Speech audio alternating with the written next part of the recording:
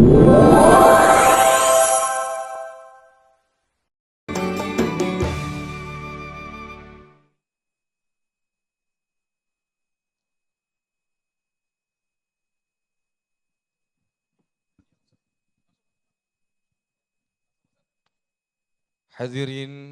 Bapak Ibu Jamaah Masjid Jalmi Al-Mu'awanah dan para pemirsa Damai Indonesia TV One yang Allah muliakan. Tadi sudah ada 2 pertanyaan dari Bapak Ibu yang berkaitan dengan khusyuk tadi ya. Maka insya Allah pada segmen ini saya ingin melanjutkan. Saya teringat dengan pesan yang disampaikan oleh Syekh Ibnu Athaillah. Beliau mengutip dari pendapat Syekh Abu Hasan Asy-Syadzili dalam kitab Tajul Arus. Apa yang beliau sampaikan? Kil nafsaka wazinha bis shalah. Ukurlah dirimu dan timbanglah dengan salat.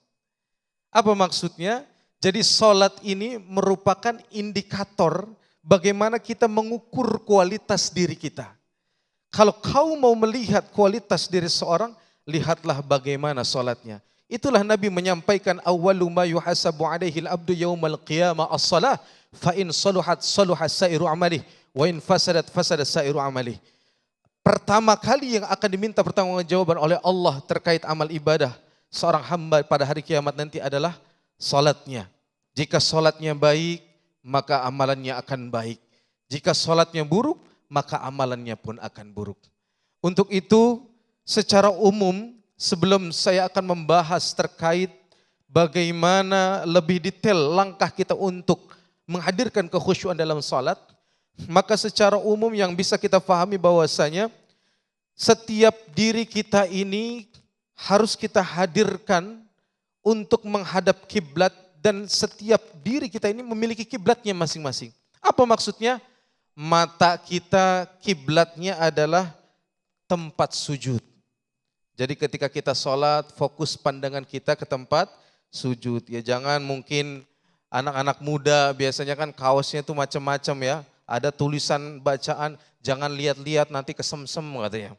Akhirnya enggak khusyuk tuh sholatnya. Ya. Jadi fokus ke tempat sujud. Kemudian yang kedua, kiblatnya akal ya adalah makna. Kiblatnya tubuh kita ini, diri kita ini adalah ke depan, menghadap ke arah kiblat atau Ka'bah. Kiblatnya hati kita, roh kita, yaitu adalah nama Allah Subhanahu wa Ta'ala.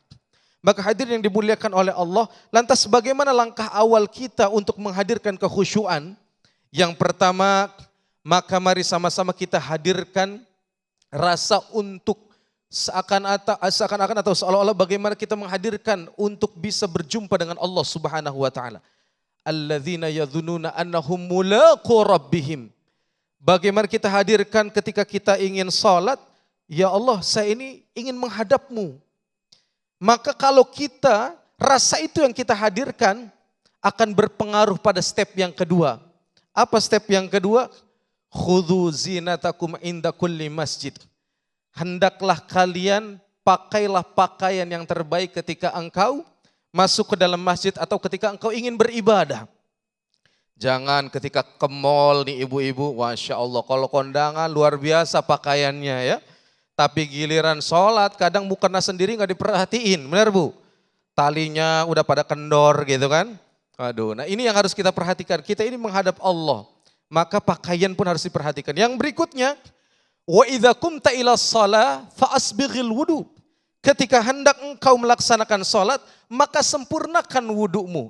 Imam Asy-Sya'rani mengatakan, al-khudur fis shalah biqadril khudur fil wudu. Letak bagaimana kita ingin mengetahui kekhusyuan kita dalam sholat, maka itu disesuaikan bagaimana kita menghadirkan kekhusyuan mulai dari kita berwudu Bapak Ibu. Jadi ketika kita berwudu, itu bukan hanya semata-mata gerakan. Tapi Nabi mengajarkan ada doa. Ketika membasuh muka selain niat wudu, Allahumma bayyid wajhi yawma tabyaddu wujuh wa taswaddu wujuh. Ya Allah, jadikan wajah ini bercahaya, berseri-seri. Di mana engkau perlihatkan mana wajah yang bercahaya, mana wajah yang tidak. Saya yakini jamaah di sini wajahnya bercahaya ini. Amin. Kalau di sini karena kena lampu. Mudah-mudahan di surga betul-betul karena cahaya wudhu. Amin ya rabbal alamin. Ya. Jadi kita hadirkan kekhusyuan ketika wudhu Bapak Ibu. Ya. Jangan ketika wudhu misalkan sudah pas lagi puasa ya. Ingat kolak pisang yang dibagi sama tetangga itu sambil wudhu kita ngobrol. Enak ya kolak pisang itu ya, iya pakai pandan gak katanya. Waduh, akhirnya ketika sholat mikirin kolak pisang Bu. Ya, nah makanya dari wudhu itu kita harus jaga. Hadirin Bapak Ibu jamaah yang dimuliakan oleh Allah Subhanahu Wa Taala. Lantas apalagi langkah berikutnya untuk menghadirkan kekhusyuan? Kita awali dengan berdoa. Rabbi a'udzubika min hamazati syayatin wa a'udzubika rabbi ayyahdurun. Ya Allah, aku berlindung dari hadirnya syaitan yang mengganggu kekhusyuan kami. Kita minta pertolongan kepada Allah Subhanahu wa taala. Apalagi yang berikutnya? Yang berikutnya laksanakan gerak salat tersebut secara berurutan dengan tumakninah. Wa idza raka'ata fadha. Ketika engkau sedang ruku, maka letakkanlah kedua kaffaika ala raqabataik, di atas kedua lututmu, hatta tatmain. Dan laksanakannya sampai engkau merasakan ketenangan. Artinya apa?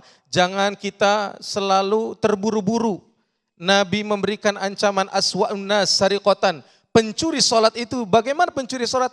Alladzi la yatimmu ruku'aha wala sujudaha. Mereka yang tidak menyempurnakan ruku' dan sujudnya. Mudah-mudahan dengan demikian langkah-langkah tadi yang terakhir kita hadirkan rasa syukur kita kepada Allah sebagaimana Nabi, afal akunu abdan syakur, bukankah aku tidak boleh menjadi hamba yang berterima kasih? Dan dengan demikian mudah-mudahan kita bisa melaksanakan salat dengan penuh kekhusyuan. Amin ya rabbal alamin. Amin ya rabbal alamin. Jadi salah satu tips untuk agar sholat kita menjadi khusyuk ini, adab-adab sholat juga perlu diperhatikan nih Ustaz ya. Tadi yang disampaikan, kalau misalnya ke sholat kita mungkin baju kurang sopan, betul, atau bajunya kurang enak baunya itu. Nah itu juga mempengaruhi kekhusyuan ya Ustaz ya. Nah kami persilakan kepada jamaah dari ibu-ibu, ada Ibu Aan Swantika. Boleh berdiri Ibu? Nah silakan Ibu Aan disampaikan pertanyaannya.